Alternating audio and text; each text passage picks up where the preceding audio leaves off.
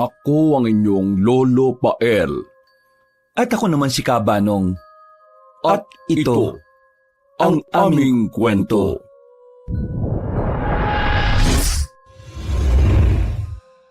Bago nga pala magsimula ang ating kwento, sana'y mapindot nyo muna ang subscribe button at ang notification bell para lagi kayong nanonotify pag may bago tayong mga kwento. At huwag nyo rin kalilimutan mag-like at comment. Napakalaking tulong po ito sa ating channel para mas makapagatid pa kami sa inyo ng mga magaganda at mga nakakapangilabot na mga kwento. At ngayon, sa ating pagpapatuloy. Sigurado ba kayo na dito ang daan papunta sa rest house ni na Lolo? Kunot ang noo na tanong ni Nika habang walang tigil sa pagpapaypay gamit ang abaniko. Sigurado ako na dito nga ang daan. Kahit isang beses pa lang ako nakapunta. Hindi ko naman kaagad makakalimutan ang papunta dun eh. Ang haba naman na kasi ng biyahe natin eh. Hindi kaya naliligaw na tayo? Alam kong hindi tayo naliligaw. Wala ba kayong tiwala sa akin? Hindi naman sa walang tiwala. Magtanong kaya tayo. Gusto ko na magpahinga eh. Para kasing buong araw na tayong bumabiyahe. Wala bang malapit na convenience store dito? Makabili man lang ng malamig na inumin? Parang tuyong-tuyo na yung lalamunan ko. Kapag may nadaanan tayo, mag-stop over tayo saglit. Ay nako, kung alam ko lang na ganito kalayo tong pupuntahan natin, hindi na sana ako sumama. Ang sakit na ng balakang at puwit ko sa haba ng biyahe. Tumigil ka na nga sa kakareklamo mo dyan. Kanina, excited na excited ka. Tapos ngayon sasabihin mo na sana, hindi ka na sumama. Dami mong ebas. Isin lang kayong dalawa. O yan, meron ng tindahan na mabibilan. Bumili muna tayo ng malamig na mainom. Baka makatulong para mawala yung init ng mga ulo nyo. Hininto ni Raymond sa gilid ng kalsada ang van na sinasakyan nila. Isa-isa silang bumaba at nagpunta sa tindahan. Nang makabili ng soft drinks, biskwit at chichirya, ay agad nilang nilantakan. Hindi nakatiis si Raymond kaya nagtanong na siya sa tindera. Ate, magtatanong mo sana ako. Dito ba yung daan papunta sa San Martin? Sumagot naman ang tindera at sinabing mali sila ng dinaraanan. Sa kabilang iskinita ang daan papasok sa lugar na hinahanap nila. Mabuti na lang ay malapit lang doon. Aminado siyang napapagod na rin sa pagmamaneho. Naku, maraming salamat po ate ha. Sige tutuloy na po kami. Pagkatapos magbayad ay agad na pumasok ang apat na magpipinsan sa van. Nagsimula na ulit magmaneho si Raymond. Sa pagkakataong yon ay natuntun din nila ang tamang daan patungo sa rest house ng lolo nila. Biglaan lang ang bakasyon nilang apat. Dahil sa sobrang burnout na sa trabaho, kaya naman nagpa siya ang apat na magbakasyon muna. Matagal na rin ang huli silang nagkita-kita. Maswerte nang magkasama silang tuwing may okasyon sa bawat pamilya. Hindi kagaya ng dati nung nag-aaral pa sila na lagi silang makakasama. Namiss din nila ang pagbabakasyon, kaya naman susulitin nila ang isang linggong bakasyon. Sa wakas ay narating din nila ang rest house na ipinagmamalaki ni Raymond. Hindi pa kasi nakapunta ang tatlong pinsan niya roon, kaya naman naisip niya na doon na lang gugulin ang bakasyon. Ito na yun? Akala ko pa naman napakalaki ng bahay. Na baka akala mo sa rest house, mansion? Ganun kasi yung mga napapanood ko. Huwag ka kasing mag-expect. Maganda naman ang rest house na ito eh. Alagang-alaga nga yan ni Mang Doming oh. Pumasok na tayo sa loob. Gusto ko na rin magpahinga. Oo nga naman. Para makilatis na natin ang itsura ng loob ng bahay. Kinuha kagad ni Carlo ang bag niya at nagpatiunan ng pumasok sa loob. Walang nagawa ang tatlo kundi magkanya-kanyang kuha sa mga bag at gamit na dala nila. Akmang kakatok na sana si Carlo nang biglang bumukas ang pinto. Ang nakatingin na si Mang Doming ang bumungad sa kanya. Agad silang inanyayahan pumasok at kinuha ang mga gamit na dala nila. Pagkupo ni Carlo, hindi maiwasan na ilibot niya ang mga mata sa kabuuan ng sala. Tumabi si Nika sa kanya at kagaya nito ay sinusuri ng dalaga ang bawat paligid. O Mang Domeng, kumusta na po kayo? Nakangiting tanong ni Raymond sa caretaker ng bahay. Gumanti rin ng ngiti ang matanda at sinabing maayos naman siya. Ipinakilala ni Raymond ang mga pinsan. Maya-maya, nagpaalam si Mang Domeng na bibili muna ng makakain nila. Hindi rin kasi nito inaasahan ng pagdating ng mga bisita. Nang umalis ang matanda, naiwan ang 4 sa sala. Maganda naman tong bahay Hindi lang gaanong kalakihan. Marami bang kwarto dito? Gusto ko sana magsulo 5 kwarto rito. Pwede kang mamili kung saan mo gusto. O sige, akit muna ako Kikilatisin ko muna yung lahat ng kwarto dito. Nang umakyat si Carlo, napansin ni Raymond ang pananahimik ni Nika. O Nika, bakit ang tahimik mo yata? Okay ka lang ba? Baka gusto mo nang magpahinga. Parang ibang nararamdaman ko dito sa bahay. May mumu ba dito? Hindi alam ni Raymond kung ano ang magiging reaksyon niya. Titig na titig siya sa pinsan at bigla na lang siyang napabunghalit ng tawa. Hindi niya napigilang tawanan ito dahil sa sinabing kalokohan. Anong nakakatawa sa sinabi ko, kuya?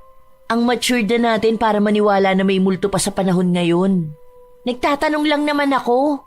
Nagpapaniwala ka naman na may mga multo. Evil spirit lang yan na nananakot ng mga tao, no? Madalas, gawa lang yan ang isip natin. Ate Arlene, pwede ba magkasama na lang tayo sa room? Ayoko mag-solo. Oo, sige. Naku, itong babae na to. Bulbuli na hanggang ngayon takot pa sa mga multo. Tara na nga sa taas para makapamili rin kayo ng mga kwarto nyo. Dala-dala mga gamit na makakasabay na umakyat ang 3. Pagdating sa 2 palapag, binuksan ni Raymond ang unang kwarto na nadaanan.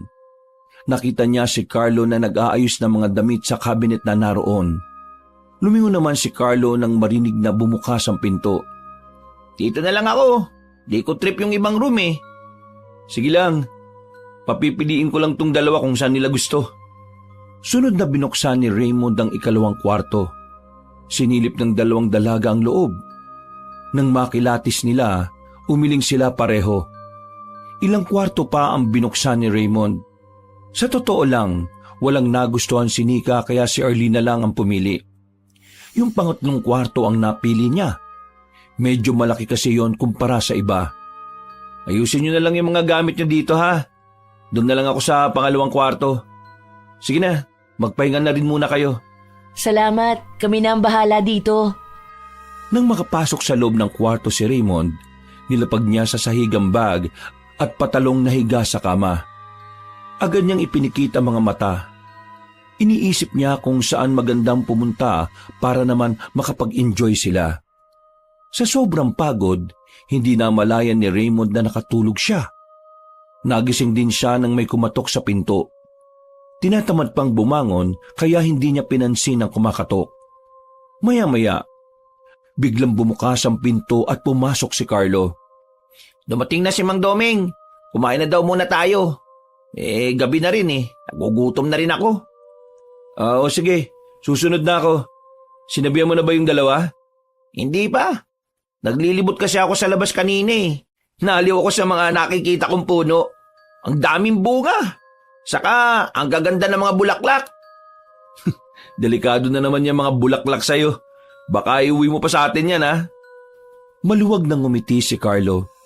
Alam na alam kasi ni Raymond ang mga hilig at gusto niya. Aayusin ko sila tapos ibebenta ko online. Tsak na maraming bibili kasi kakaiba yung mga bulaklak na nandito Oy, bago mo gawin yan, magpaalam ka muna kay Mang Domeng Baka magalit yun kapag pinitas o ginupit mo yung mga bulaklak na tanim niya. Oo naman, magpapaalam ako. Baka hindi na tayo makabalik dito kapag nagalit yung matanda. O sige na, tumayo ka na dyan para makakain na tayo. Oo sige, mauna ka nang bumaba. Tatawagin ko lang yung 2. Nang makalabas si Carlo ng kwarto, bumangon na rin si Raymond. Inunat pa niya ang 2 kamay at pinalagutok. Tumayo na siya at pinuntahan ang kwarto ng 2 pinsan. Kumatok siya. Nang walang sumagot o nagbukas, inulit niya ang pagkatok. Ilang sandali pa, bumukas ang pinto. nakita niya si Arlene na bagong gising. Bagya pang nakapikit ang mga mata nito. Gisingin mo na rin si Nika ah. Kakain na tayo ng dinner. Sige, susunod na kami. Mahirap pa namang gisingin yung isa. Kahit ako nakatulog din eh. O sige na, bababa na ako. Nayugyug ni Arlene ang nanghihilik na si Nika. Bagyang nagising ang dalaga pero muli itong pumikit at sinandaya ng unan. Inaantok pa ako. Mamaya ka na lang matulog ulit, kakain na daw. Parang ayaw bumukas ng mga mata ko eh. Gusto pa nila matulog kaysa kumain. Iiwanan kita rito. Ikaw rin, baka mamaya may tumabi sa'yo habang natutulog ka. Nang marinig ni Nika ang sinabi ng pinsan, agad na nagmulat ang mga mata niya. Bumalikwas siya ng bangon at pairap na tinitigan si Arlene. Hindi naman napigilan ni Arlene na matawa sa ikinilos ng pinsan. Alam niya kung paano ito tatakutin. Nakakainis ka naman ate. Nananakot ka pa, alam mo naman na matatakutin ako. Kasi nga ayaw mo pang bumangon. Tara na, nagugutom na rin ako. Sasama ka ba o maiwan ka dito? Siyempre sasama. Ayoko maiwan mag-isa rito, no? Baka mamaya may lumabas na multo dyan sa cabinet. Nagdadabog na bumangon si Nika habang si Arlene ay hindi maawat sa pagtawa. Nang makarating ang dalawa sa kusina, tahimik na naupo si Nika. Napansin naman nilang Raymond at Carlo ang nakabusangot na itsura ni Nika. Oh, ano nangyari sa iyo? Ganyan ang mukha mo. Mukhang napasama gising mo ah. Nakakainis kasi si ate. Hilig manakot lagi. Ang hirap mo kasing gisingin. Babangon ka rin naman pala eh. Gusto mo tinatakot ka pa. O sige na, tama na muna yan. Kumain na muna tayo. Masasarap yung mga pagkain oh. Tahimik at maganang kumain ang apat. Inaya rin nila si Mang Doming na sumabay na sa kanila pero tumanggi ang matanda. Kamote at nilagang saging lang daw ang kinakain nito sa hapunan. Nang matapos silang kumain, nagpresenta na si Arlene na siya na ang maghuhugas ng mga kinainan nila. Nanatiling nakaupo si Nika habang hawak ang cellphone. Hihintayin niyang matapos ang ginagawa ni Arlene. Sila Carlo at Raymond naman ay lumabas ng bahay para magyosi. O ano tol, may niisip ka na bang plano para bukas? Wala pa nga eh. Ano bang gusto niyong gawin? Mamasyal? Mag-swimming? Ayoko sa mall ah. Sawang-sawa na ako pumunta dyan. Maganda sana yung exciting at may thrill naman. Saglit na nag-isip si Raymond. Binabalikan niya sa isip kung saan sila dating pumupunta nung nagbabakasyon sila. Halos 5 taon na rin ang nakalipas. Kasama niya mga magulang na mga panahon na yun. Bukod sa mall, ay nag-swimming lang naman sila sa dagat at falls. Siguro mabuti pa. Magtanong tayo dun kay Mang Doming. Siya ang maraming alam na pwedeng puntahan dito. Pwede rin naman tayo mag-swimming para maalis yung pagod sa mga katawan natin. Magdala na lang tayo ng mga pagkain. O sige, bukas tatanungin ko si Mang Doming. Tsaka ko na tulog na yun at nagpapahinga na ngayon. Nakakayang istorbohin, no? Sa totoo lang, hindi naman nakakapagod ang ginagawa ko sa business ko eh. Masaya ako sa mga ginagawa ko. Kaya lang, pasaway ang mga tauhan ko kaya madalas na nai-stress ako eh. Hilig nila umabsent. Ayaw ko namang tanggalin dahil naaawa ko kaya inuunawa ko na lang sila. Sa panahon ngayon, mahirap maghanap ng trabaho. Alam ko naman na masaya ka sa ginagawa mo. Bata pa lang tayo hilig mo na yan eh. Napagkamalan ka pang ang bakla nun dahil sa sobrang hilig mo sa mga bulaklak. Bagyang natawa si Carlo sa sinabi ni Raymond. Naalala niya na laging nagagalit ang mga magulang niya kapag nag-uuwi siya ng mga bulaklak na nakikita niya sa mga bakuran na nadaraanan. Hindi niya alam kung bakit yun ang nakahiligan niya. Basta ang alam niya, sa tuwing nakakakita siya ng makulay at magagandang bulaklak, ay umaagaw yun ang atensyon niya. Inaayos niya sa flower vase at saka ilalagay sa altar nila. Hanggang sa nakatapos siya ng pag-aaral at naisipang magtayo ng negosyo. Nag-a-arrange sila ng mga bouquet, pambigay sa mga nobya, kahit sa mga patay, ikakasal, debu at kahit anong okasyon. Nag-boom naman ang negosyo niya hanggang sa katagalan ay nagustuhan din niya ang wood carving. Nag-aral siya para matuto at ngayon ay nagagamit na niya ang natutunan. Marami ring nagpapagawa sa kanya. Karamihan ay mga disenyong hayop na namatay na alaga ng mga kliyente. Gusto kasi nila na i-display at laging nakikita ang mga yumaong alaga. Sa ganoong paraan, nawawala ang pangungulila at lungkot na nararamdaman nila. Alam ko sa sarili ko na straight ako, no? Wala pa lang talaga sa isip ko na pumasok sa relasyon. Baka hindi ko lang rin siya mabigyan ng oras kung sakali. Alam ko naman yun. Kahit ako busy rin sa negosyo eh. Mabuti na lang may kasosyo ko. Pwede kong iwanan kahit kailan ko gusto. Oh, tara na. Pumasok na tayo sa loob. Malamok na dito eh. Nagkaayaan ng 4 na uminom muna para madali silang makatulog. Mabuti na lang may terasa sa labas. Doon sila tumambay. Masaya silang nagkukwentuhan na nagtatawanan habang umiinom ng San Mig Light. Tumayo si Raymond at tinanaw ang madilim na kapaligiran. Purong bahay, halaman at puno ang nakikita niya. Kung siya ang papipiliin, mas gusto niyang tumira sa probinsya dahil tahimik at simple lang ang pamumuhay. Napapikit siya nang umihip ang preskong hangin. Ninamnam niya ang malamig na hangin na dumadampi sa balat at katawan niya. Ay, bukas nga pala magsuswimming daw tayo. May dala ba kayo mga panligo? Always ready to. Siyempre may dala ko. Mabuti pala at nagdala ko. Expected ko na yan na may magaganap na swimming. Itatanong ko bukas kay Mang Doming kung saan maganda mag-swimming dito. Yung malapit lang din. Hindi natin kabisado ang lugar eh. Mahirap nang lumayo. Mag-go hunting kaya tayo tapos si Nika ang leader natin. Che, ewan ko sa'yo, Kuya Carlo. Sabay-sabay nagtawanan ng 3. Hindi na naman kasi maipinta ang mukha ni Nika. Humahaba na naman ang huso nito at panay ang bulong. Mamamatay ng maaga yan si Nika kapag ginawa natin yun. Mumultuhin ko talaga kayo kapag namatay ako. Oh, si Nika na naman ang nakita nyo. Tigilan nyo na nga yan. Mamaya may mapipikon na naman eh. O paano? Paubos na tong iniinom ko. Mauna na ako sa inyo ha. Bukas, maaga tayo alis ha. Yung mga mahirap gisingin dyan, wag na rin magpuyat. Si Nika lang naman ang tulog mantika sa atin. Kapag hindi yan nagising agad bukas, iiwanan ko yan. Ate naman eh. Gigising ako na maaga bukas o kaya gisingin mo ko. Ayoko maiwan. Oo na, binibiro ka lang eh. O sige, dito na muna ako. Ako'y nabahala sa mga kalat dyan ha. Sige, kami nang bahala rito. Hindi na rin nagtagal ang 3. Nang maubos nila ang mga iniinom, ay magkakatuwang na iniligpit nila ang kalat. Nahihiya kasi sila kay Mang Doming kung siya pa ang magliligpit ng mga yon. Nang maiayos ang lahat, nagkanya-kanya na sila ng pasok sa kwarto. Habang nakaiga si Raymond, nakaramdam siya ng excitement para bukas. Tilaok ng manok ang nagpagising kay Raymond ng umagang yon. Bumangon siya at nag-inat. Hindi muna niya ginising ang mga pinsan. Diretso siya sa kusina para magtimpla ng kape. Pagdating sa kusina, naabutan niya si Mang Doming na nagluluto ng sinangag na kanin. Naamoy rin niya ang mabangong aroma ng pinipito na danggit at tuyo.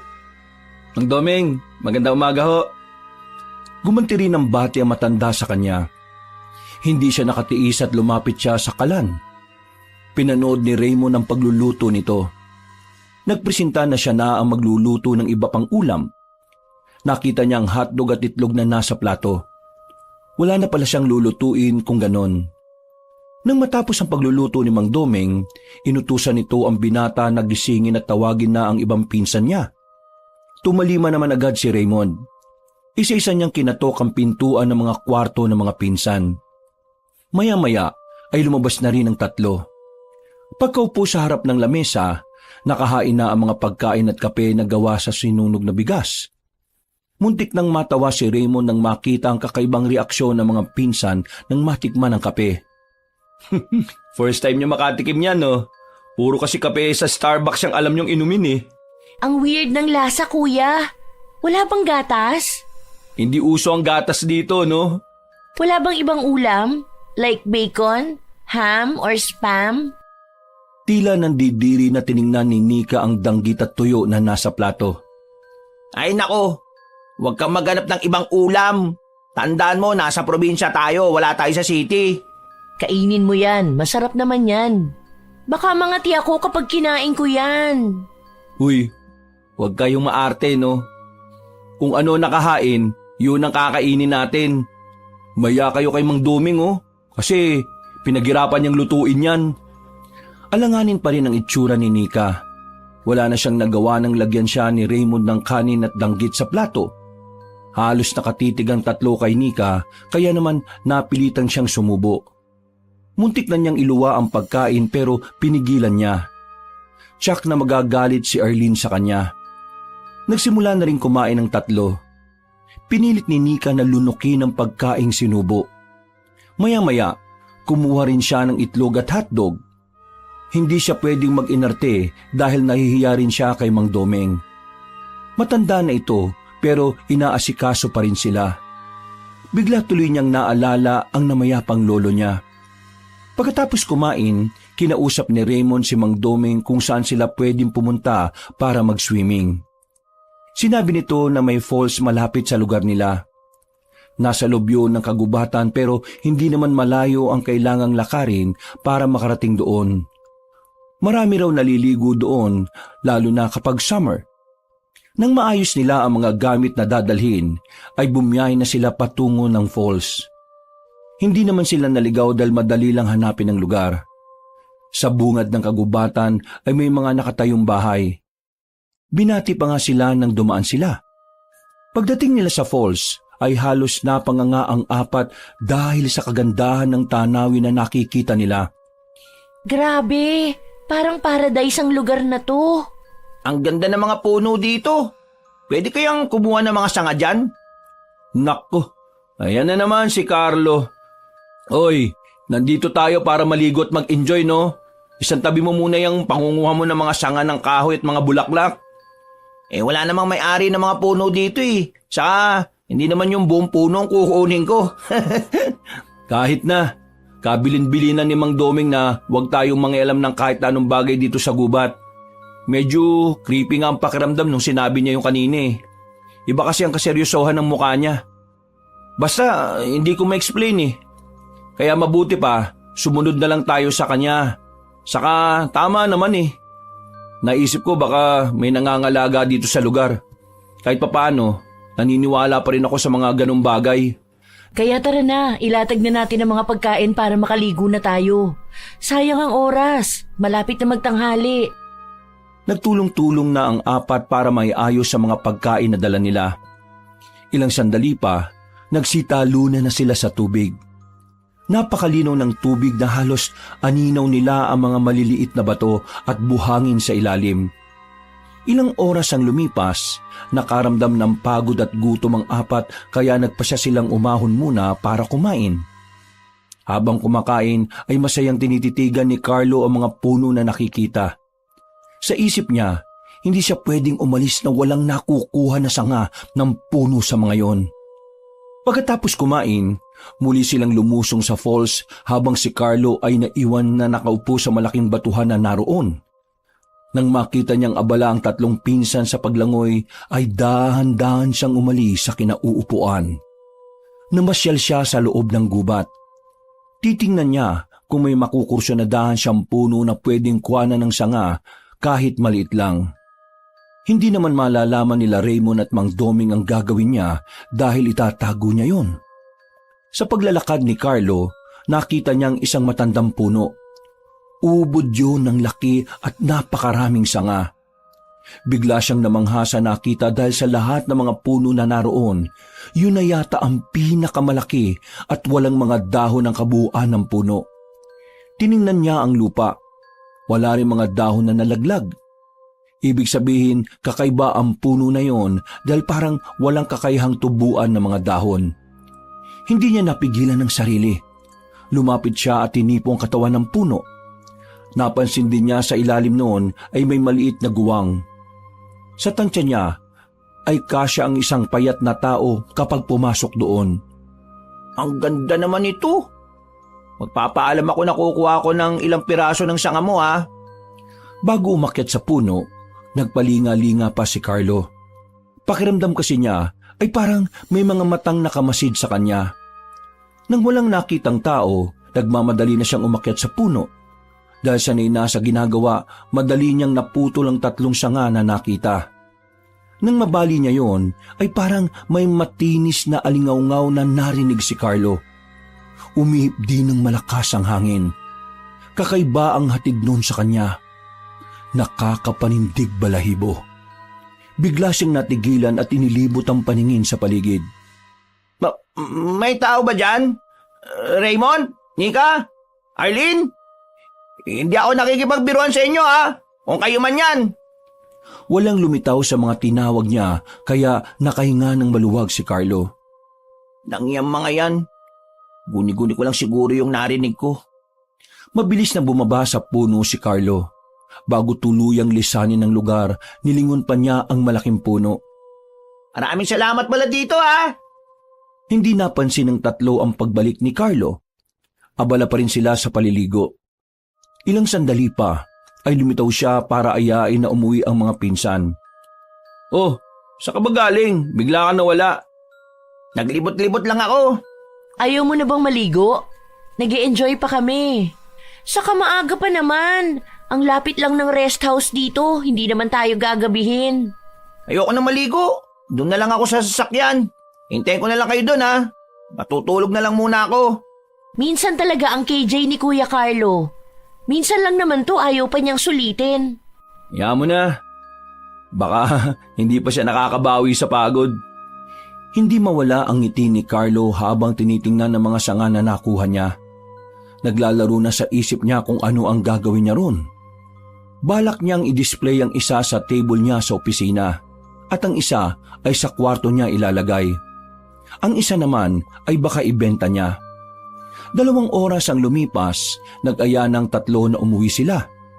Nang mailigpit ang mga gamit sa sasakyan ay bumiyahe na sila pauwi.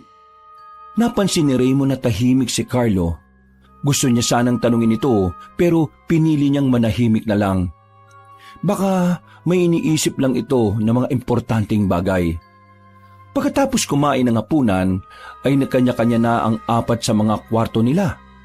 Dahil sa pagod, agad silang iginupo ng antok. Biglang nagising si Nika na nasa madilim na lugar. Kahit madilim, ay pinilit niyang aninawin ang paligid kung saan siya naroroon. Hanggang sa mapagtanto niya na nasa isang masukal na gubat siya. Bigla ang paggabog ng dibdib niya sa pinaghalong kaba at tensyon. Anong ginagawa ko rito? Nasaan ba ako? Ate Arlene! Kuya Carlo! Kuya Raymond! Tulungan niyo ako! Ngunit alingaw-ngaw lang ng boses niya ang narinig niya. Niyakap niya ang sarili nang umihip ang malamig na simoy ng hangin. Gusto na niyang maiyak dahil hindi niya alam o matandaan kung paano siya nakarating sa lugar na yun. Naglakad siya. Baka sakaling makita niya ang daan pauwi sa rest house. Ngunit kahit anong gawin niya, bumabalik pa rin siya sa lugar na maraming puno. Napansin niya ang isang malaking puno. Malapad ang katawan noon at tansya niya ay 5 tao ang kailangang maghawak kamay para masukat ang katawan ng puno. Maya-maya, napansin ni Nika na parang may gumagalaw sa guwang sa ilalim ng puno. Tinitigan niya yon dahil baka ahas. Takot pa naman siya sa ahas. Nakaramdam ng takot at kilabot si Nika nang makita na isang pangit na nilalang ang lumabas mula sa guwang. Mabilis ang naging aksyon niya. Kumaripas siya ng takbo. Halos hindi na siya umaapak sa lupa. Kasabay noon ang pagdagungdong ng dibdib niya na parang puputok anumang oras. Paglingon niya, nakita niya na hinahabol siya ng aswang. Diyos ko po, iligtas niyo po ako sa humahabol sa akin. Ayoko pa pong mamatay. Hindi napansin ni Nika ang nakausling bato sa lupa. Natalisod siya roon at malakas na bumagsak ng padapa sa lupa. Naramdaman niya ang matinding kirot sa ibabaw ng paa at daliri. Pinilit niyang tumayo pero muli lang siyang nasubsob sa lupa. Pag-angat ng tingin niya, nakita niya ang maitim na pares ng mga paa. Tingin niya ay para yung kahoy. Dahan-dahan siyang nag-angat ng tingin. Nakatitigan sila ng pangit na nilalang. Sa isip ni Nika, ganito ba ang itsura ng aswang? Parang awa mo na! Huwag mo ko sasaktan! Hindi nagsalita ang nilalang. Inilabas niya ang mga kamay na may mahabang kuko. Walang habas na hinaklit ng aswang ang buong katawan ni Nika. Walang nagawa ang dalaga kundi umiyak at humiyaw dahil sa sakit na bumabaon sa katawan niya. Nagkalat ang dugo sa butas niyang katawan. Ilang sandali pa ay nawalan na siya ng hininga at buhay. Kinaumagahan, isang malakas na sigaw ang nagpagising kina Carlo at Raymond. Nagmamadali silang pumunta sa kwarto ng dalawang pinsan na babae. Nakalak ang pinto kaya hindi kagad mabuksan ng dalawang binata ang pinto. Hoy! Ano ba nangyayari dyan? Bakit sumisigaw kayo? Walang narinig na sagot si Raymond. Puro sigaw pa rin ang naririnig niya. Wala silang choice kaya binangga nila ang pinto gamit ang katawan nila. Sa ilang beses na subok, sa wakas, nabuksan din nila ang pinto. Nanlalaki ang mga mata nila Carlo at Raymond nang makita ang kalunos-lunos na itsura ni Nika. Butas-butas ang katawan nito at naliligo sa sariling dugo. Hindi naman maawat sa pagsigaw at pag-iyak si Arlene. Lumapit si Raymond at niyakap ang pinsan. Hinagod niya ang likod nito para kumalma. Maya-maya ay umahangos na dumating si Mang Domeng. Tinatanong nito kung ano ang nangyari at nagkakagulo sila. Patdari ng matanda nang makita ang itsura ni Nika. Hindi ko alam kung sinong may gawa niyan sa kanya. Bigla na lang ako nagising kasi pakiramdam ko basa ang likod ko. Pagkapa ko, dugo ang nakita ko kaya napaupo ako sa kama. Paglingon ko sa kanya, ganyan na ang itsura niya. Patay na si Nika. Hindi ko alam kung sino pumatay sa kanya. Shh! Tama na, tama na. Umaang ka na at kumalma. Tatawag tayo ng pulis para maimbestigahan ang nangyari. Huwag ka na umiyak. Hindi naman alam ni Carlo kung paano magiging reaksyon niya. Kahit siya ay nabigla sa pangyayari. Nang tumawag si Mang Doming ng pulis, ay sumama si Carlo. Inilabas na ang bangkay ni Nika at inilagak muna sa morgue. Tumawag na si Raymond sa tiyahin niya para ibalita ang nangyari. Hindi niya alam kung paano ipapaliwanag ang nangyari sa pinsan. Kinabukasan, nagpa siyang tatlo na umuwi na kasama ang bangkay ni Nika. Gusto ng magulang nito na doon iburol at i-cremate pagkatapos. Lulan sila ng sasakyan ay walang kibuan ng tatlo. Hindi rin makausap si Arlene. Parang labis ang naging trauma nito sa nangyari. Mapapansin pa rin ang panginginig nito na parang takot na takot. Hindi pa rin maampat ang luha nito dahil sa lahat ng magpipinsan ay silang dalawa talaga ang close. Parang magkapatid na kung magturingan ng dalawa kaya naman labis ang pagdadalamhati nito sa pagkamatay ni Nika. Baka tayo naman ang isunod ng killer. Sabay napalingon ng dalawang binata kay Arlene. Ipanatag mo na ang loob mo. Hindi na tayo masusundan nun dahil uuwi na tayo. Kung sino man na may gawa nun kay Nika, hindi kami papayag na hindi mahuli yung salary na yun. Kailangan niya magbayad sa ginawa niya. Natatakot ako. Huwag ka na matakot. Nandito kami ni Carlo. Walang mangyayari masama sa'yo. Nang maihatid nila ang bangkay ni Nika ay halos maglupasay ang ina nito. Mabuti na lang at bukas ang isip ng tito nila para sabihin na hindi sila dapat sisihin sa nangyari. Agad namang inasikaso ang labi ni Nika. 3 araw lang itong ibinurol at saka ipinakremate. Simula nang namatay si Nika, hindi na nakakatulog ng maayos si Arlene. Laging laman ng panaginip niya si Nika. Umiiyak to at humihingi ng tulong sa kanya.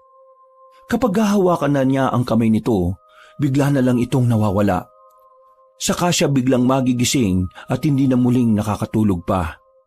Samantala, Pinilit ni Raymond na maging normal ang buhay niya. Si Carlo naman ay naging punong abala sa negosyo nito. Isang gabi, mahimbing na natutulog si Arlene. Napilitan siyang uminom ng sleeping pills na reseta ng doktor sa kanya para makatulog siya ng maayos. Nag-aalala na rin kasi ang magulang sa kanya. Habang nakaiga ay panay ang galaw ng ulo ni Arlene. Sa panaginip nito ay nasa isang madilim na lugar siya. Hindi pamilyar ang kinaroroonan niya. Naglakad siya para hanapin ang daan palabas sa masukal na lugar na yon. Pero kahit anong gawin niya ay bumabalik pa rin siya sa harap ng isang malaking puno. Maya-maya, napansin niya na may gumagalaw sa loob ng guwang ng puno. Nang makita niya ang nakakatakot na itsura nito, ay kumaripas siya ng takbo habang sumisigaw ng malakas. Hindi rin niya napigilang tumulo ang luha. Alam niyang panaginip lang yun pero bakit pakiramdam niya ay parang totoo ang nangyayari. Lumingon siya para tingnan ang nilalang na humahabol sa kanya. Lalong kumabog ng malakas ang dibdib ni Arlene na makita na nasa likod na niya ang kakaibang nilalang. Nakita pa niyang bagya yung ngumisi sa kanya. Habang tumatakbo ay itinaas nito ang isang kamay. Kitang-kita niya na kumislap ang mahabang kuko nito. Lalong nahintakutan si Arlene sa nasaksihan. Sa isip niya, kapag tumama yon sa katawan niya, tsak na katapusan na niya. Sino ka ba at bakit mo ako hinahabol? Hindi sumagot ang halimaw na umahabol sa kanya. Hingal na hingal at sobra na ang pagod na nararamdaman ni Arlene. Pakiramdam niya, anumang oras ay bibigay ang mga tuhod at binti niya. Leche, kailangan ko na magising. Diyos ko po, tulungan mo po ako. Bagyang bumagal ang pagtakbo ni Arlene. Bigla na lang niyang naramdaman na may dumaan na malakas na hangin sa tagiliran niya. Pagtingin niya sa harap, naroon na ang halimaw o aswang. Dahan-dahan yung ngumisi sa kanya. Napahinto sa pagtakbo si Arlene at dinig na dinig niya ang tibok ng puso. Parang lalabas yun sa sobrang kaba at takot. Naramdaman niya na palapit sa kinatatayuan niya ang aswang. Gusto niyang tumakbo ulit pero ayaw gumalaw ng mga paa niya. Parang nadikit yun sa lupa. Gamit ang mahabang kuko, sumugod ang aswang kay Arlene. Mabilis naman siyang nakailag pero naabot pa rin ang braso niya. Dumugo yun at ramdam niya ang hapdi gawa ng sugat na natamo. Muli pa sanang susugod ang aswang pero bigla siyang naglaho. Hinihingal na nagising si Arlene. Pagmulat ng mga mata, agad niyang nakita ang mama niya. Baka sa mukha nito ang matinding pag-aalala. Dahan-dahan siyang naupo at inihilamos ang dalawang palad sa mukha. Ang sama ng panaginip ko, Ma. Ayon sa ina, pinuntahan siya nito sa kwarto para tingnan kung mahimbing na siyang natutulog pero narinig nito na umuungol siya habang walang tigil sa pagbiling ang ulo. Kaya naman nagpa siya na itong gisingin siya. Hindi pa nga raw siya magising kahit anong tawag ng ina sa kanya. Kung hindi siya niyugyog, hindi pa siya magigising ng tuluyan. Maraming salamat po dahil ginising niyo ko. Ay, feeling ko binabangungot na ako kanina. Nagpaalam ang ina na ikukuha siya ng tubig. Nang mapag-isa, tiningnan niya ang braso dahil nararamdaman niyang mahapdi yun. Ganun na lang ang panlalaki ng mga mata ni Arlene nang makita ang dalawang mahabang kalmot sa braso. Namumula pa yon at may natuyo pang dugo. Kung ganun ay nagkatotoo ang panaginip niya. Imposible to. Akala ko panaginip lang. Pero bakit ako may sugat? Saglit na tumigil sa pag-iisip si Arlene nang pumasok ang ina sa kwarto. Agad niyang iniabot ang tubig at nilagok yon. Sige na, Ma, matulog ka na po para makapagpahinga ka. Okay naman na po ako. Maya-maya matutulog po ulit ako. Nang lumabas ang ina, nahulog sa malalim na pag-iisip si Arlene. Muli niyang tiningnan ang sugat sa braso. Hindi siya nakatiis at hinipo pa yon. Nakita niya ang dugo na nasa daliri. Agad siyang tumayo para kunin ang first aid kit. Nilagyan niya ng alkohol at betadine ng sugat saka tinakpan ng gasa. Muling nahiga si Arlene pero sa pagkakataong to, hindi na siya dinalaw ng antok. Natakot na rin siyang matulog ulit dahil baka magkaroon ng karugtong ang masamang panaginip niya. Habang nakatitig sa kisame, biglang may pumitig sa sintido niya. Hindi kaya ganito rin ang nangyari kay Nika? Pero imposible naman yata. Nika, kung nasaan ka man, sabihin mo sa akin kung sinong pumatay sa'yo. Tulungan mo kaming makamit ang hustisya. Tanghali nang maisipan ni Arlene na dalawin ang pinsan na si Raymond. Tinawagan niya muna ito. Mabuti na lang ay nasa bahay lang ito. Oh, Arlene, kumusta ba? Anong masamang hangin ang nagdala sa'yo rito? May ikukwento ko sa'yo. Napansin ni Raymond ang gasa na nasa braso ng dalaga. Oh, paano yan nasa braso mo? Tungkol nga dito ang sasabihin ko. Ang weird nang nangyari sa akin kagabi. Hindi ko alam kung paniniwalaan mo. Anong nangyari sa'yo kagabi? Masama ang panaginip ko. Hinahabol ako ng isang aswang o halimaw ba yun? Basta pangit ang itsura niya. Tapos sa panaginip ko, kinalmot niya ako gamit ang mahahaba at matutulis niyang kuko. Pagkagising ko, may sugat na ako sa braso kung saan ako tinamaan ng kalmot. Patingin nga ako ng sugat mo. Dahan-dahang inalis ni Arlene ang gasa sa braso. Kinilatis ni Raymond ang sugat. Mapula pa yon at sariwa pa. Mabuti na lang nakailag ako kung hindi. Baka nagaya ako kay Nika. Biglang nagtaas ng tingin si Raymond. Kunot ang noon nito nang marinig ang sinabi ng pinsan. Ano naman ang kinalaman ni Nika sa naging panaginip mo? Bigla ko lang naisip. Hindi kaya yun ang pumatay kay Nika?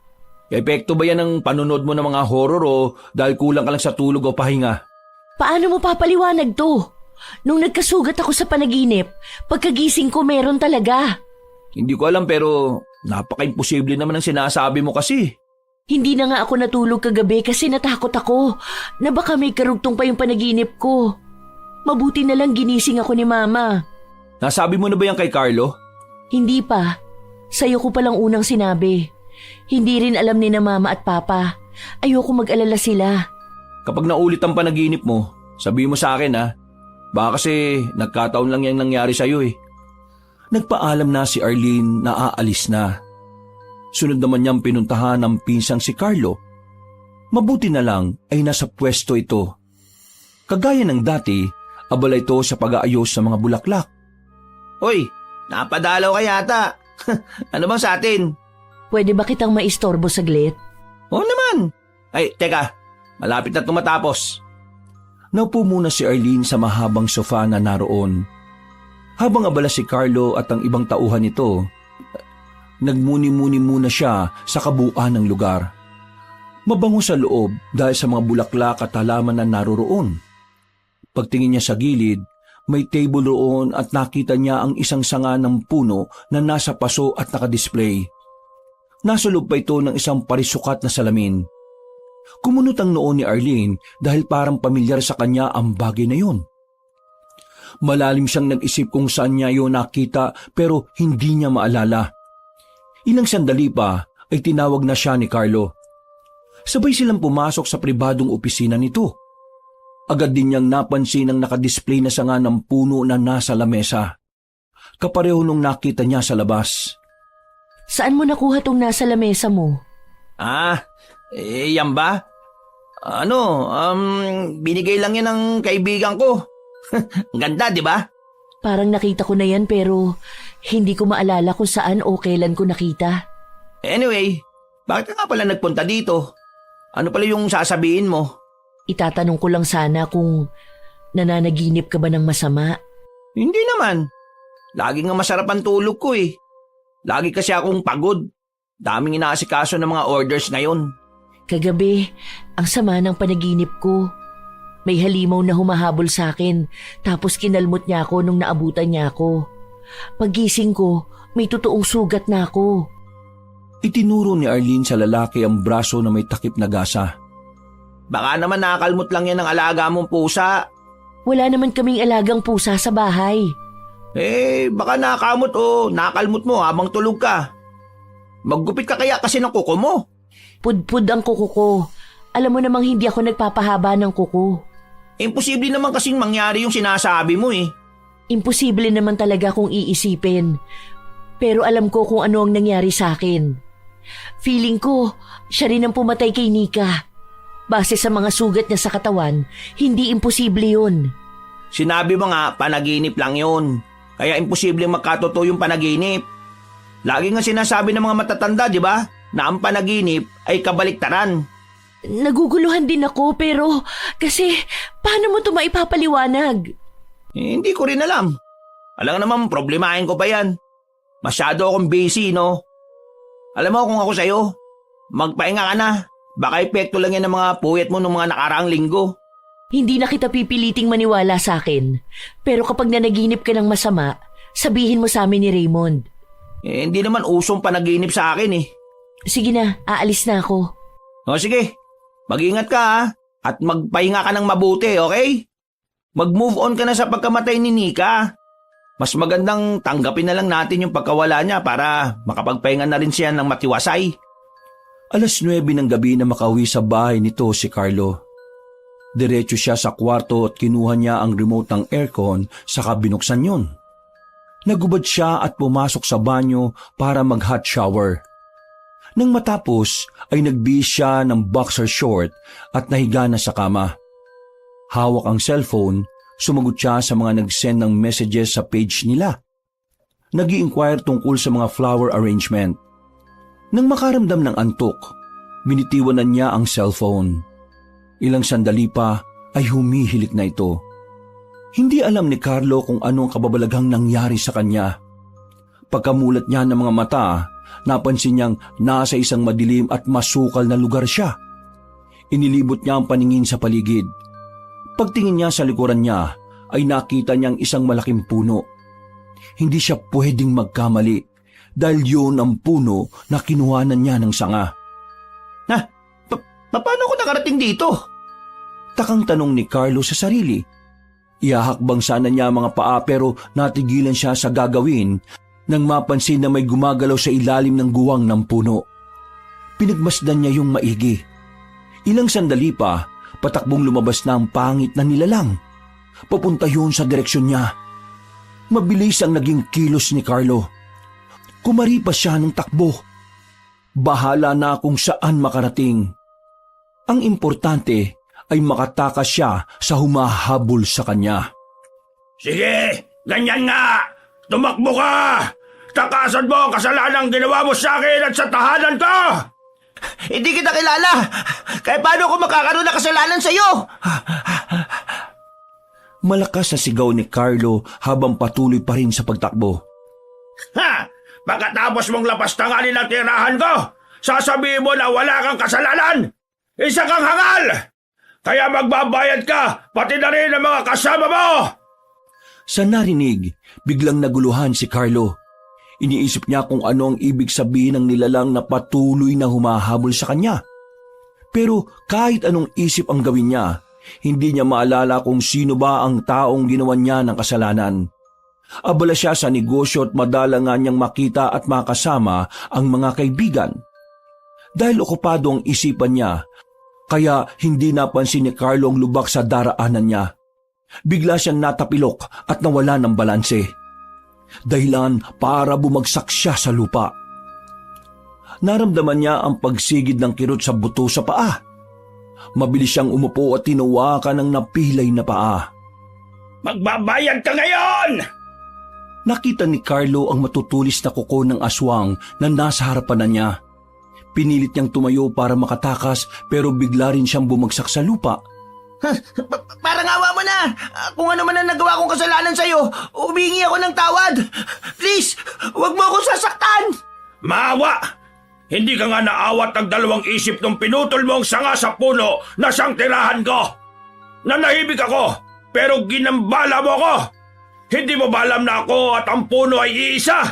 Kung ano ang ginawa mo sa puno, nararamdaman ko rin yan! Doon lang napagtanto at naintindihan ni Carlo ang sinasabi ng kaharap. Kung gusto mo, ibabalik kong sanga na kinuha ko. Hindi na yun may babalik pa kahit anong gawin mo. Ang gusto ko na lang ay pagbayarin ka sa kasalanan mo! Magsasalita pa sana si Carlo pero bigla siyang kinalmot ng aswang. Pinilit niyang umiwas pero nahagip pa rin siya sa tiyan. Kahit nakaupo at lugmok sa lupa, pinilit niyang umisod pa atras. Bawat pag-atras niya ay siyang isang hakbang ng aswang palapit sa kanya. Nakangisi ito at bahagyang tumutulo pa ang malapot na laway. Hindi na napigilan ni Carlo na maiyak dahil nasa isang sitwasyon siya na hindi niya na yata kayang takasan pa. Muling itinaas ng aswang ang isang kamay. Kumislap ang mga mata at mahabang kuko nito. Akmang kakalmutin siya nito pero bigla siyang naglaho sa lugar. Biglang nagmulat ang mga mata ni Carlo. Narinig niyang tumutunog ang cellphone dahil sa alarm clock. Naliligo siya sa sariling pawis at halos dumadagungdong sa kaba at takot ang kanyang dibdib. Ilang beses siyang bumuga ng hangin para papayapain ang sarili. Nak ng tinapay. Grabe naman yung panaginip na yon. Parang totoong totoo. Biglang napahawak si Carlo sa tiyan niya. Naramdaman niya na masakit yun at naramdaman din niyang kumikirot ang paa niya. Pagtingin niya sa kanyang paa, namamaga yun. Tiningnan din niya ang tiyan at ganun na lang ang gulat niya nang makita na may mahabang sugat doon. May mga dugo pang lumalabas. My goodness!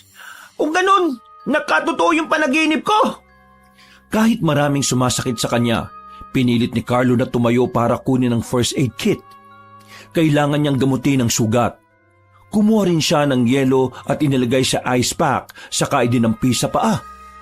Nang matapos gamutin ang sarili, nahulog siya sa malalim na isipin sa kanya biglang naalala ang pinsan na si Arlene. Kagaya ng nangyari sa kanya ay ganun din ang kwento nito. Kinabukasan, nakita-kitang tatlo sa isang restaurant. Tinawagan ni Carlo ang dalawang pinsan. Nang makumpleto sila, hindi nagpatumpik-tumpik si Carlo at sinabi kagad ang nangyari sa kanya nung nakaraang gabi. Naniniwala na ako sa kwento mo, Arlene. Nanaginip ka rin ba? Oo, parang totoong-totoo yung panaginip ko eh. Nung nasugatan ako ng halimaw na aswang na humahabol sa akin, pagkagising ko, totoo may sugat na ako. Bahagyang itinaas ni Carlo ang damit para ipakita ang natamo niyang sugat. Gulat na gulat naman si Raymond habang si Arlene ay kalmado lang. Hindi na siya naggulat sa nakita. Halos magkapareho lang ang sugat nilang dalawa. Ang malaking tanong dyan, sino nga yung halimaw na humahabol na yun sa inyo? Bakit niya ginagawa ang bagay na yan? Hindi ko alam. Hanggang ngayon, isa yan sa mga gumugulo sa isip ko. Kagabi, hindi ko naman siya napanaginipan. Yun pala, si Carlo ang dinalaw niya. Mag-ingat ka, Raymond. Baka ikaw nang susunod na dalawin niya. Sira ulo. Huwag kang manakot dyan. Hindi niyo ba napapansin? Iniisa-isa niya tayo. Pero bakit tayo? May kinalaman kaya yung pagbabakasyon natin sa San Martin? Parang sinasabi mo na simula nang magbakasyon tayo doon saka nagsimula ang lahat ng ito. Mahina lang kasi si Nika kaya namatay siya. Tanongin natin si Mang Doming tungkol dito. Baka sakaling may alam siya at matulungan niya tayo. Babalik pa tayo ng San Martin? Sabay na tumango ang dalawa. Walang nagawa si Raymond kundi pumayag at sumama na rin sa dalawa. Sa sinabi ni Carlo na baka siya na ang susunod na dalawin sa panaginip, hindi maiwasan na makaramdam tuloy siya ng kaba at takot. Natapos ang pag-uusap ng tatlo. Napagkasundo nila na sa Sabado na aalis papuntang San Martin. Nang gabing yun, uminom ng matapang na kape si Raymond. Susubukan niyang huwag matulog.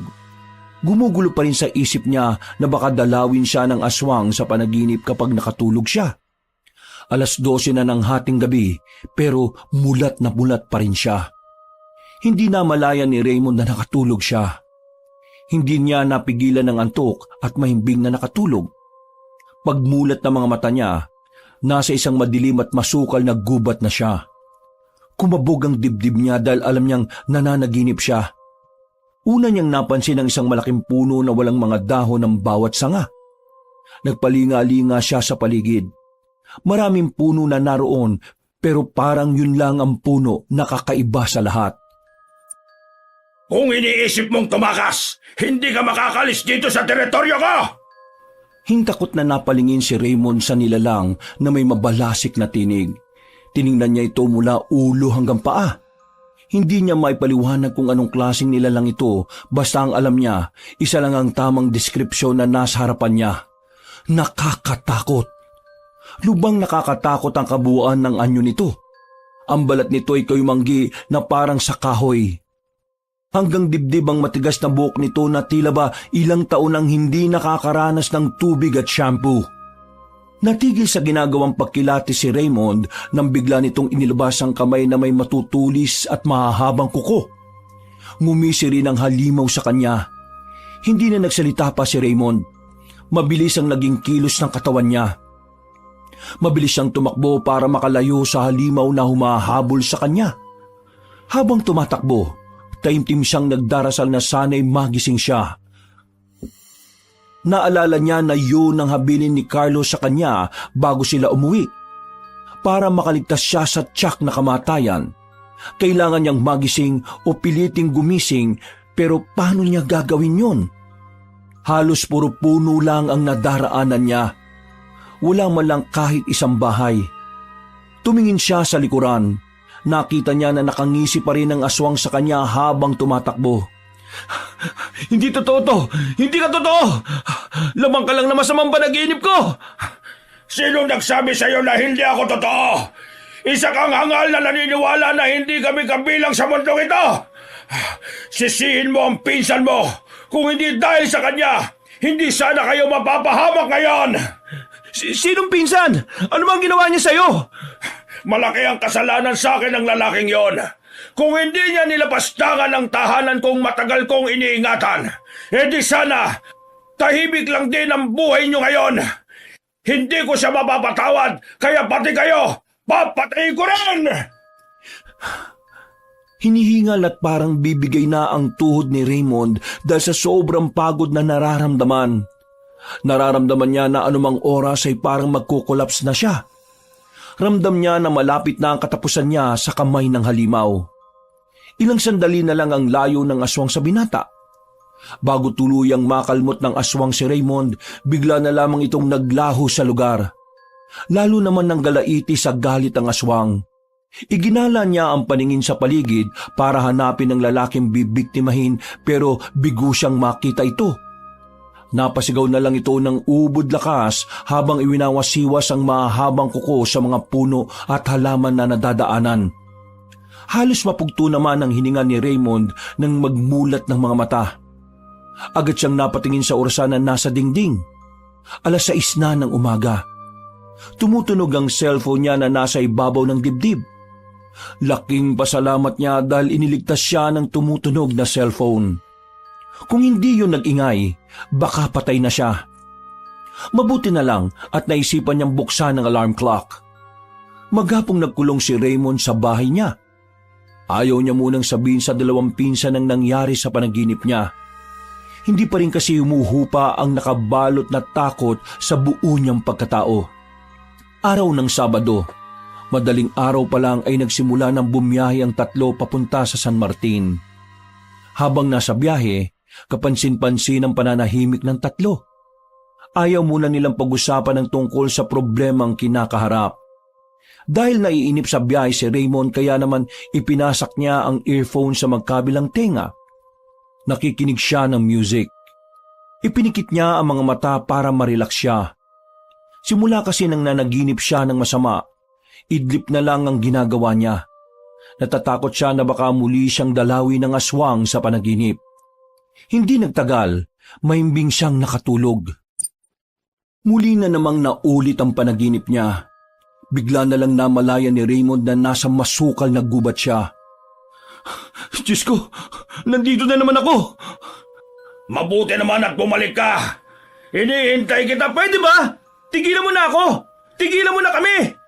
Sino ka para sundin ko? Ang may kasalanan ay may kaakibat na kabayaran. Pero hindi ako gumawa ng kasalanan sa iyo. Damay ka na rin! Magsasalita pa sana si Raymond pero bigla siyang dinamba ng aswang. Bumagsak sila pareho sa lupa at nagpagulong-gulong. Ilang beses sinubukan ng aswang na kalmutin siya gamit ang mahahaba nitong kuko pero maswerteng nakailag si Raymond. Samantala, napansin naman ni Carlo ang nakapikit na pinsan. Hahayaan niya sana itong matulog dahil parang puyat na puyat sa laki ng eye bag, ngunit narinig niya na umuungol ito at gumagalaw ang ulo. Raymond! Raymond! Gumising ka! Gising! Niyugyug niya ang pinsan pero hindi pa rin ito magising. Itinigil saglit ni Arlene ang sasakyan sa gilid ng highway. Tumulong na rin siyang gisingin si Raymond. Raymond! Raymond! Parang awa mo na, gumising ka! Raymond! Habang nakikipaglaban sa buhay niya si Raymond, naririnig niya ang boses ng dalawang pinsan pero bakit hindi pa rin siya magising? Ilang sandali pa, bigla na lang ulit siyang naglaho. Sinubukan pa siyang hawakan ng aswang pero nawala na siya at tuluyang nagising. Muli na namang binalot ng galit ang aswang dahil napurnada ang pagpatay niya sa lalaki. Salamat naman at nagising ka na. Ang nag-aalalang mukha ni na Carlo at Arlene ang namulatan ni Raymond. Bagya siyang ngumiti at tinawakan ng kamay ng dalawa. Maraming salamat sa pagliligtas niyo sa akin. Muntik na nga kitang suntukin para magising ka lang eh. Pasalamat ka't kurot lang ang ginawa ni Arlene sa iyo. Kung kinakailangan suntukin o sapakin mo ko, gawin mo. Huwag lang masyado malakas, baka lalo ko makatulog. Naririnig ko kayo kanina eh, pero hindi ko alam kung bakit hindi pa rin ako magising. Sana alam natin kung paano siya lalabanan. Sa totoo lang, wala tayong kalaban-laban sa kanya. Malakas siya. Kung mahina ang loob mo, matatalo at mapapatay ka niya. Ilang oras pa ang naging biyahe nila hanggang sa makarating na sa San Martin. Laking gulat pa ni Mang Doming dahil muling bumalik ang tatlo. Pasensya na po sa istorbo, Mang Doming. May kailangan lang po kaming itanong sa inyo eh. Pinapasok at inistima naman ng matanda ang tatlo. Pagkalapag ni Mang Doming ng pagkain sa center table, saka nagsimulang magkwento ang tatlo. Seryoso at tahimik namang nakikinig ang matanda. Nang matapos silang magkwento, nagulat sila sa sinabi ni Mang Doming. Ayon dito, napakatagal na ng puno na yon sa loob ng kagubatan, kaya wala nang nagpupunta roon dahil may aswang daw na naninirahan sa puno. Ang bawat tao na maligaw o pumunta roon ay hindi na nakababalik pa, o kaya naman ay kung maswerteng makauwi, halos lahat ay namamatay sa bangungot. Kagaya ng kwento nila. Ganon din ang sinapit ng mga biktima noon. Kung paano kang namatay sa panaginip, ganon ka rin mamamatay sa totoong buhay.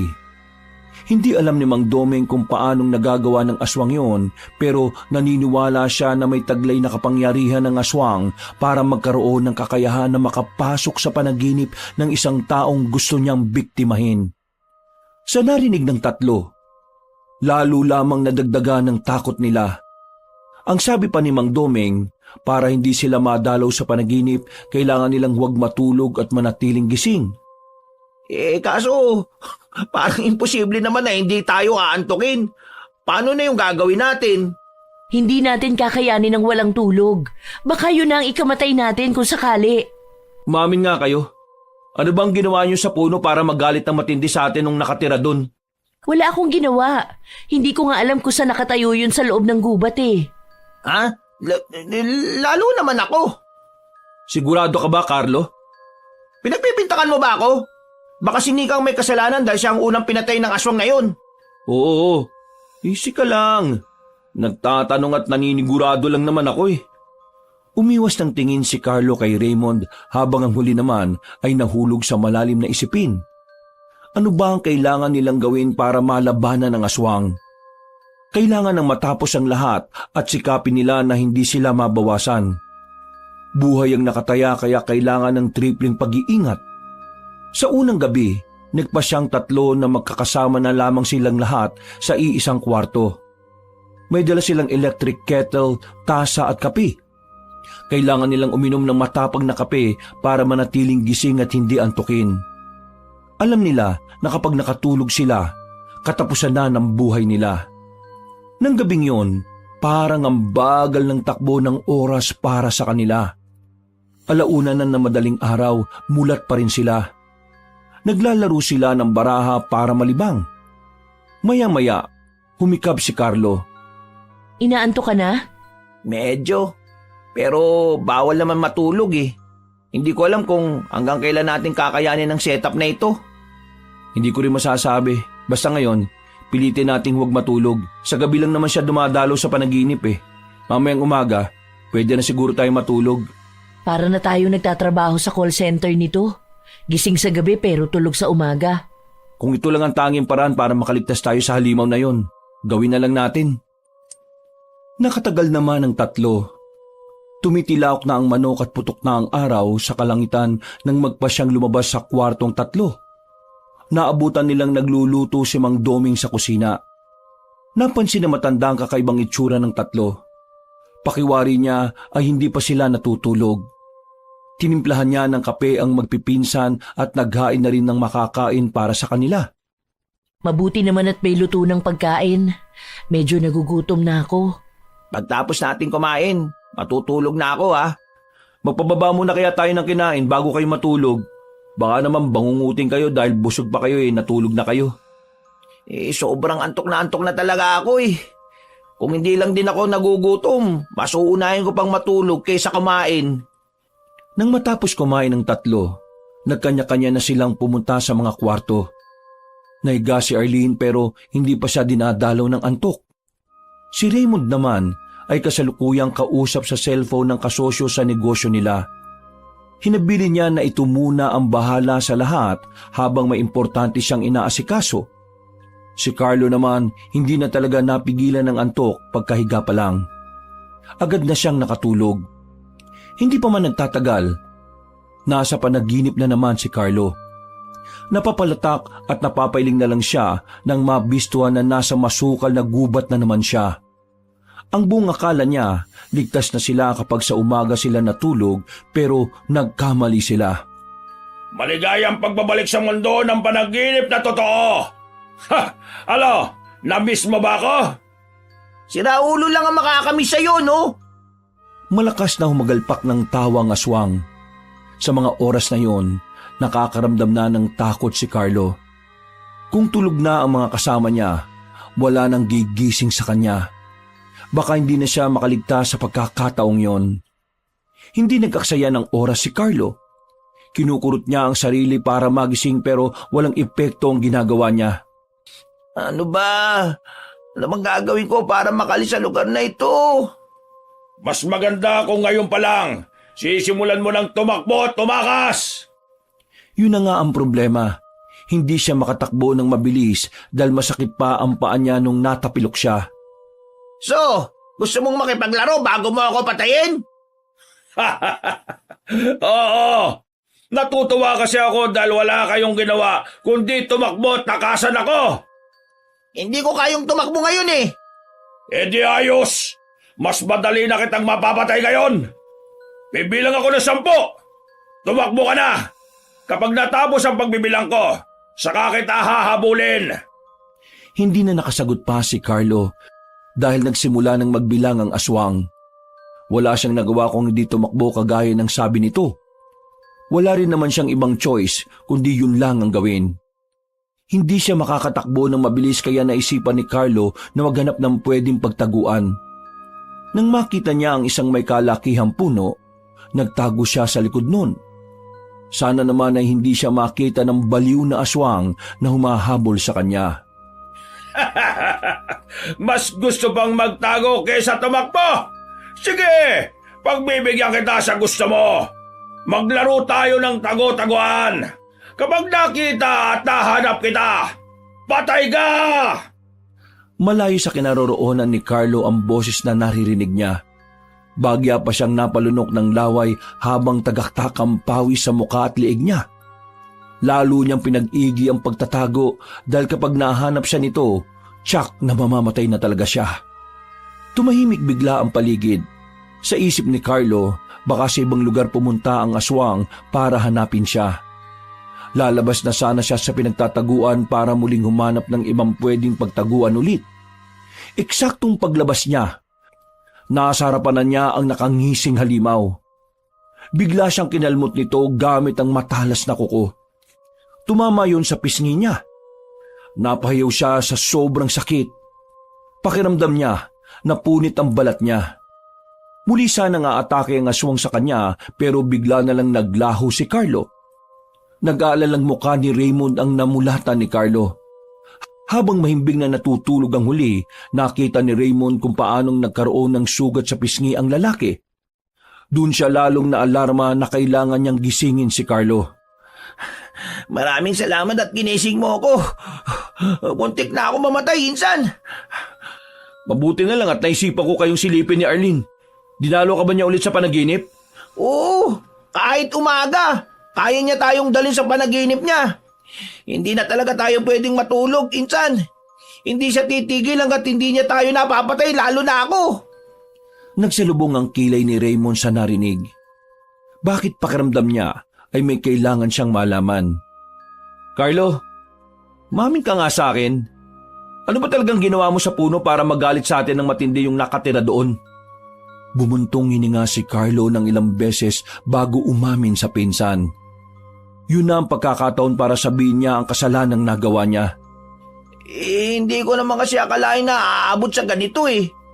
Nung naligo tayo sa falls, naglibot ako noon hanggang sa nakarating ako sa pinakadulo ng gubat.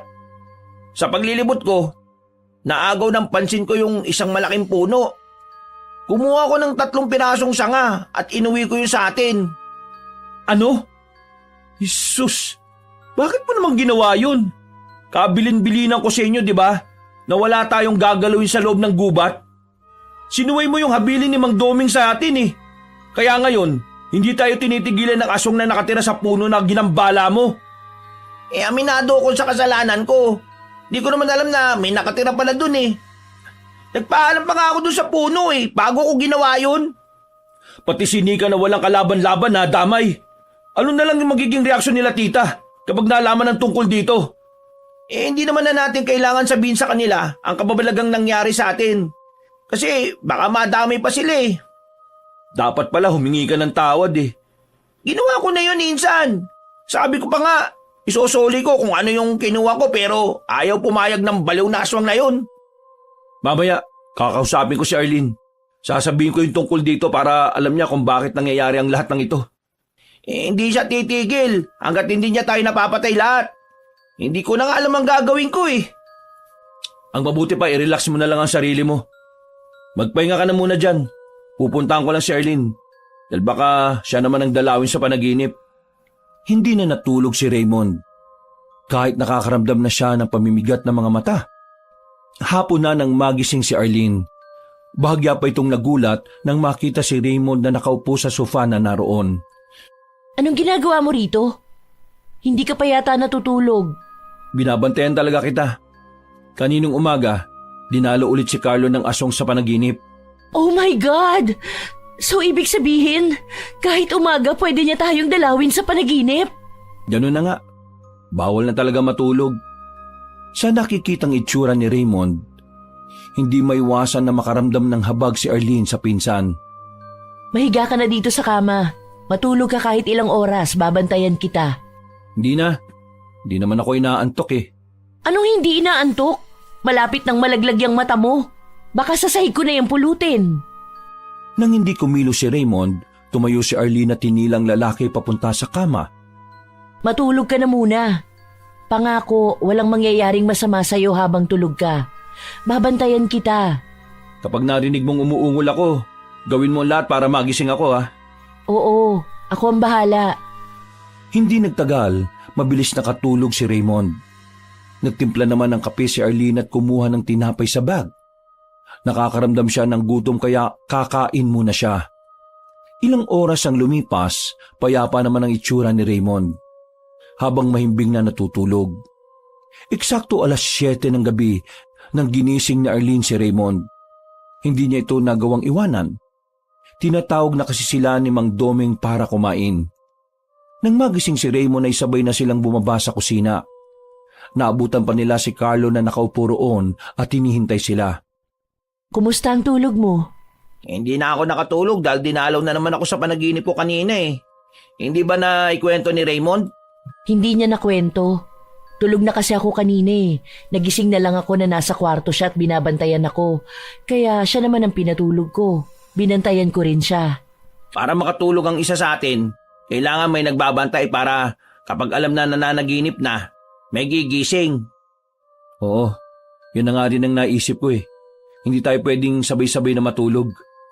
Nang gabing yon, magkakasama muli ang tatlo sa iisang kwarto. Unang pinatulog nila Arlene at Raymond si Carlo. Halata kasi sa itsura nito na parang babagsak na ang mapupungay na mga mata. Bantayan niyo ako ha. Isingin niyo kagad ako pag alam niyong nababangungot ako. Basta sige na, kami nang bahala sa'yo. Nahiga na si Carlo. Ilang minuto rin ang lumipas saka siya nakatulog. Isang oras na ang nakalipas, wala namang nangyayaring kakaiba kay Carlo. Nagkakwentuhan ng dalawa at nagpa siya na maglaro ulit ng baraha para hindi sila mainip sa oras. Tuwang-tuwang dalawa sa nilalaro na tong-its hanggang sa napansin nila na gumagala ang ulo ni Carlo at mahina itong umuungol. Agad na nilapitan ng dalawa si Carlo. Niyugyug nila ito at pilit na ginigising. Samantala, nananaginip na naman si Carlo. Napakabilis ng pangyayari. Bigla na lang siyang hinabol ng aswang kaya napilitang siyang tumakbo. Kahit anong pakiusap niya rito at paghingi ng tawad ay hindi man lang ito umiimik. Tahimik ang aura ng aswang habang seryoso na hinahabol siya. Hindi nakayanan ni Carlo ang pagod sa pagtakbo, kaya napatigil siya. Naramdaman na lang niya na bumaon sa likod niya ang dalawang matulis na kuko ng aswang. Sumuka siya ng dugo sa kadahan-dahang napaluhod sa lupa. Bago tuluyang bumagsak, muli siyang kinalmot sa mukha ng aswang na siyang bumawi sa kanyang buhay at tininga.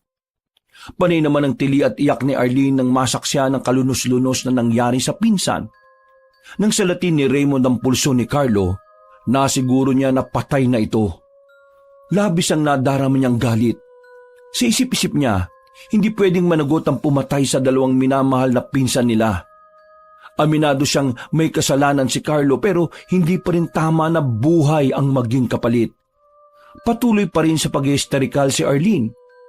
Para kumalma ito ay niyakap ni Raymond ang dalaga habang hinahagod ang likod nito.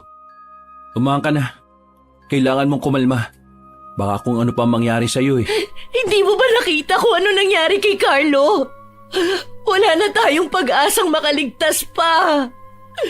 Tayo na ang isusunod niya. Ayoko pa mamatay. Wala nang mamamatay sa atin. Kailangan mo lakasan ang loob mo kung gusto mong mabuhay.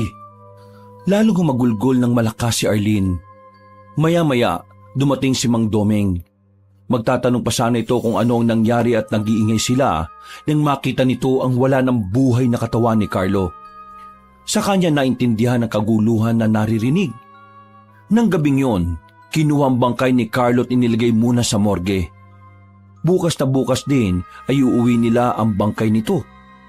Nang makabalik sa rest house ang tatlo, tahimik na umakyat si Raymond sa kwarto niya. Napansin naman ni Arlene ang pananahimik ng lalaki kaya sinundan niya ito.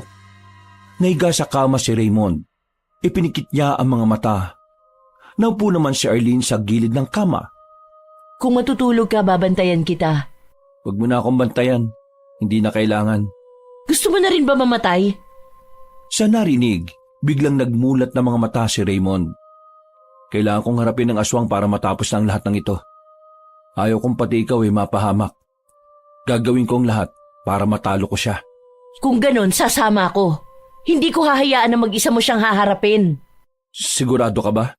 Oo, nawala na ang takot ko. Mas nakakaramdam ako ng galit ngayon. Napakasama niya. Pinatay niya ang dalawang pinsan natin. Kaya pagbabayarin ko siya. Nahiga na si Arlene. Ilang sandali pa ay kasabay silang nakatulog. Namalaya na lang nila na nasa masukal na gubat sila. Nang makita ni Arlene ang puno, umakyat siya roon at kumuha ng dalawang sanga. Ibinigay niya kay Raymond ang isa. Gawin natin itong sandata laban sa kanya.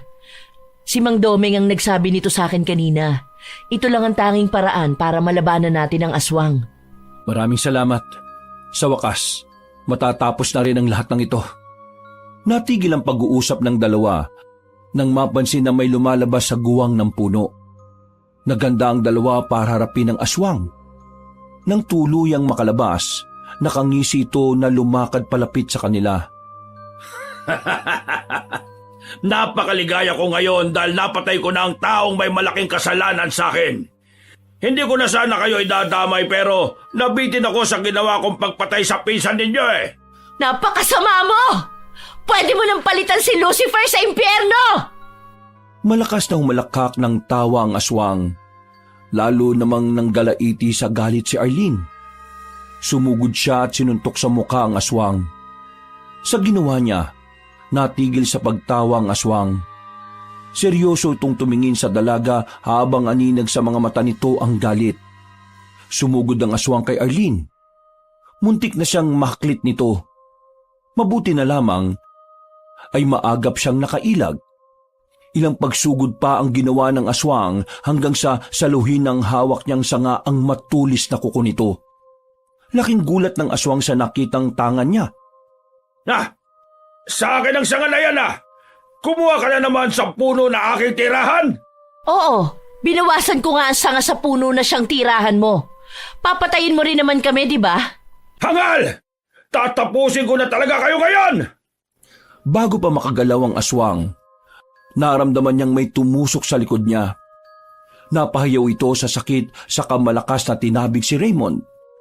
Bago bumagsak, nahugot niya ang sanga na itinusok sa aswang.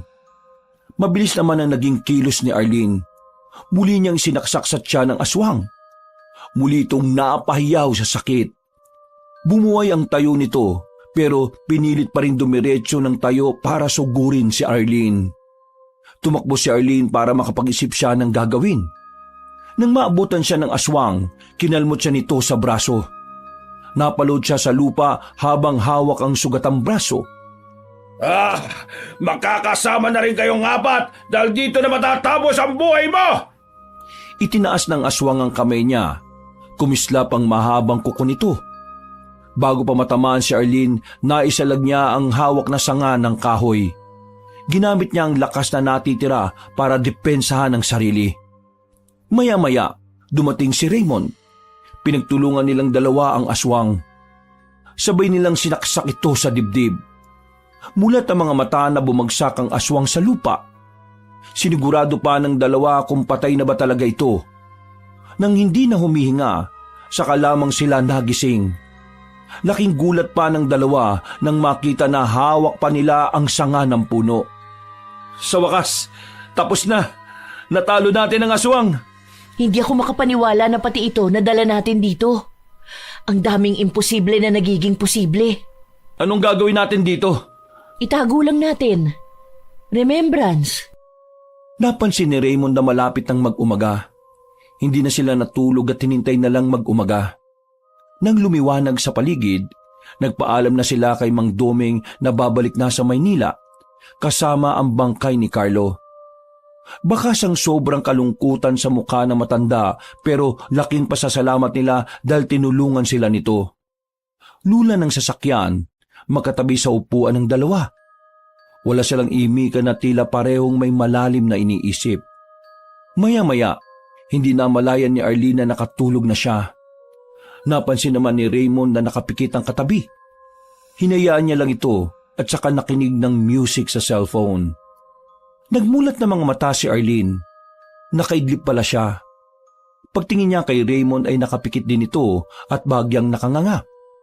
Muntikan pa siyang matawa sa itsura nito pero bigla siyang natigilan.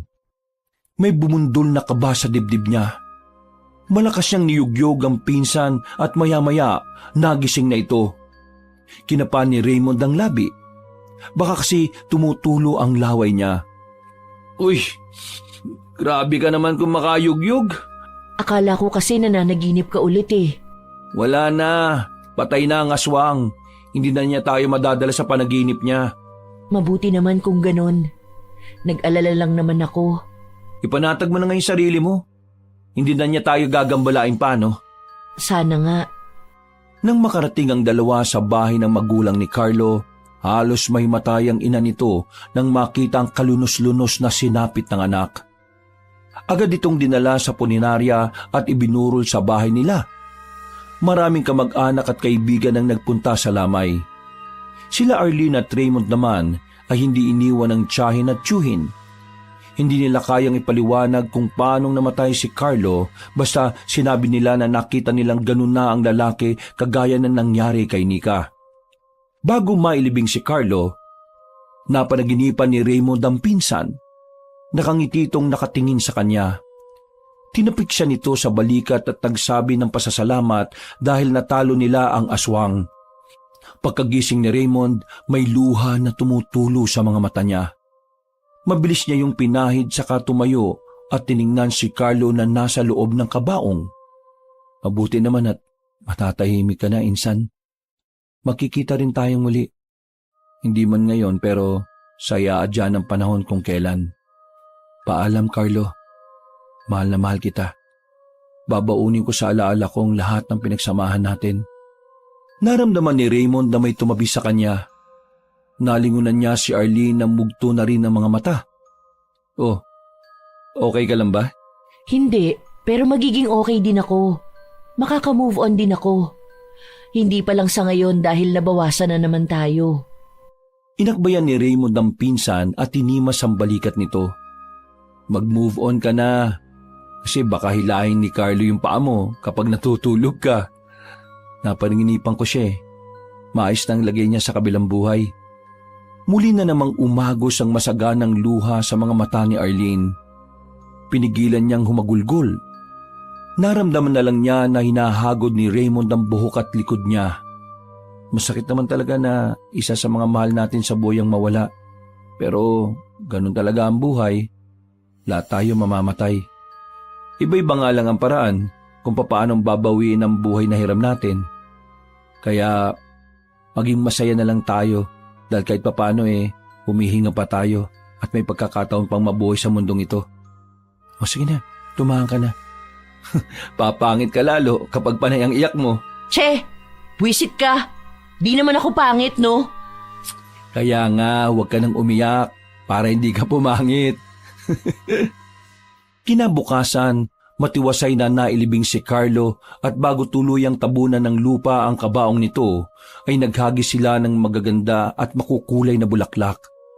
Alam nila na labis na matutuwa ang lalaki dahil hilig nito ang mga bulaklak. Inihagis din ni Arlene ang mga sanga na kinuha ni Carlo. Ayaw na niyang makita pa yon dahil naaalala lang ni Arlene ang mga naranasan nila sa kamay ng aswang. Nang matapos ang libing, nagkanya-kanya na silang uwi sa mga bahay nila.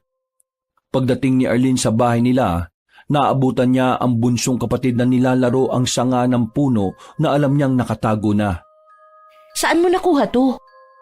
Hindi sumagot ang kapatid niya at nanatili lamang nakatitig sa kanya. Maya-maya, biglang nagbago ang paligid na kinatatayuan ni Arlene. Nasa masukal na gubat na naman siya at muli niyang nakita ang aswang na akala niya ay napatay na nila. Sumugod ito sa kanya. Mabuti na lang at naisangga niya ang sanga na hawak. Akala mo ba'y patay na ako? Diyan ka nagkakamali dahil buhay na buhay pa ako! Hindi! Hindi ka totoo! Panaginip lang to! Malakas na humalakak ang aswang habang si Arlene ay nagdarasal na sana ay magising siya. Wakas. Ako ang inyong lolo